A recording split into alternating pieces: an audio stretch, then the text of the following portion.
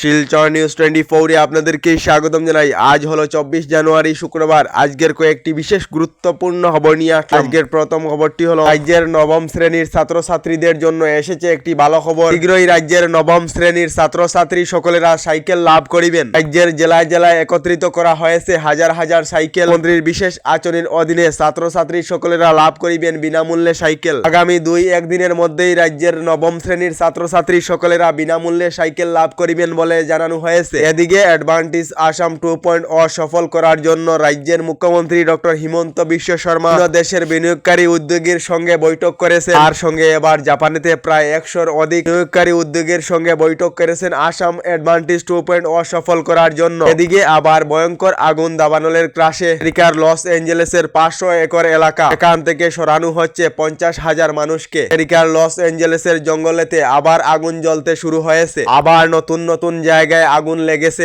আগুন খুবই দ্রুত ছড়িয়েছে, ফলে 500 একরের বেশি এলাকা পুড়ে ছাই হয়ে গিয়েছে বলে খবর এসেছে। এদিকে শিলচরে একটি ঘটনা সংঘটিত হয়েছে। একটি নাবালক ছাত্রকে কানে ধরে মারপিট করে জয় শ্রীরাম বলতে বাধ্য করার অভিযোগে দায়ের করা মামলায় পুলিশ 3 জনকে আটক করেছে। জানা গেছে বিদ্যালয়ের দেওয়ালে আল্লাহু আকবার লেখার কারণে এই ঘটনাটি সংঘটিত হয়েছে। আল্লাহু আকবার লেখার কারণে নাবালক ছাত্রকে প্রকাশ্য রাস্তায় শাস্তি প্রদান করা হয়েছে। আর অভিযোগে 3 যুবককে পুলিশ আটক করেছে বলে খবর এসেছে। এদিকে স্ত্রীকে খুনের পর টুকরো টুকরো করে প্রেসার কুকারে রান্না করলো স্বামী। নিজের স্ত্রীকে হত্যা করে টুকরো টুকরো করে প্রেসার কুকারে সিদ্ধ করলো স্বামী। হায়দ্রাবাদেতে এ ধরনের ভয়ঙ্কর খুনের ঘটনা সংঘটিত হয়েছে। জেরায় অপরাধের কথা স্বীকার করেছে স্বামী।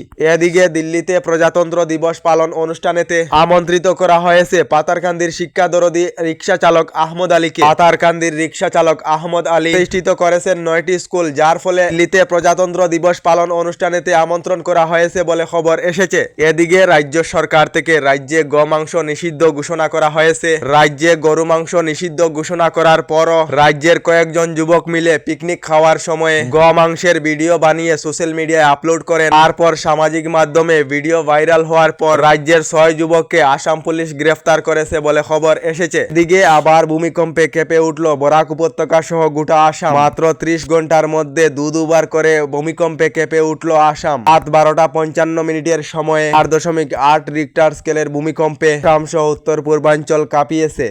এদিকে চাল গম নয়, প্রয়োজনে নগদ রেশন দেবে কেন্দ্র।